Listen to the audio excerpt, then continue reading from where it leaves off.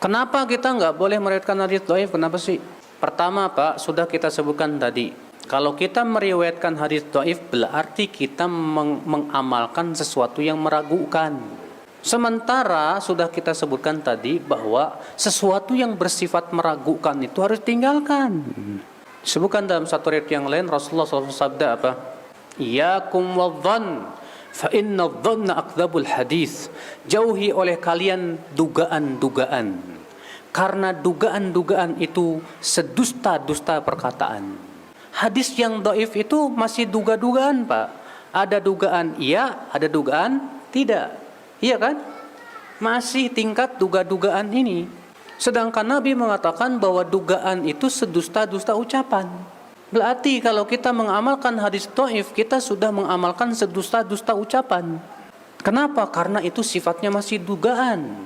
Dan Allah menyebutkan dalam Al-Quran bahwa dugaan itu tidak boleh dijadikan sebagai sandaran dalam menetapkan kebenaran. Allah berfirman, Inna dhanna la yugni minal haqqi syai'a, dalam surat An-Najm. Sesungguhnya dugaan itu tidak bisa menegakkan kebenaran sedikit pun juga.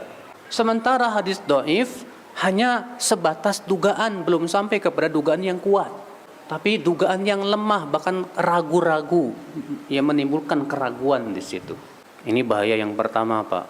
Ini efek negatif yang pertama, mengamalkan hadis dhaif itu berarti kita mengamalkan sesuatu yang apa? Meragukan. Yang kedua, bahwa hadis dhaif itu, Pak, membuka peluang orang-orang untuk apa? Mengamalkan hadis yang lebih dhaif dari situ. Dan klaim ini hadis dhaif. Yang ketiga, menjadikan syariat sesuatu yang ternyata diragukan apakah itu syariat Islam atau bukan. Yang keempat, dikhawatirkan ia jatuh kepada berdusta atas nama Rasulullah sallallahu alaihi wasallam. Al-Imam An-Nawawi dalam Muqaddimah Syarah Al-Muhadzab ketika menyebutkan tentang adab meriwayatkan hadis dhaif, beliau mengatakan apa?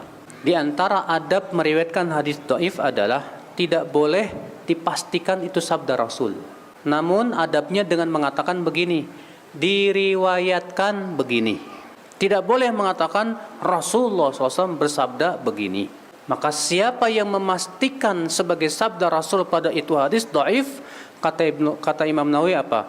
Maka ia termasuk orang-orang yang berdusta atas nama Rasulullah SAW. Hati-hati ya, Pak. Imam Ibnu Hibban dalam kitab Al-Majruhin memberikan sebuah bab di mana beliau membawakan hadis, man haddatsa anni bihaditsin yura annahu kadzibun fahuwa ahadul kadzibain.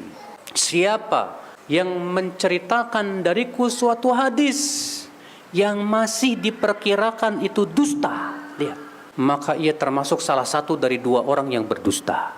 Kata Ibnu Hibban membawakan bab itu, bab man syakka fi riwayatih ahwa minas sahih am minas saqim fahuwa dakhilun fi hadzal khabar. Siapa yang merasa ragu dalam periwayatannya, apakah ini sahih atau tidak, tapi ia sampaikan ke orang-orang, maka ia masuk dalam hadis tersebut.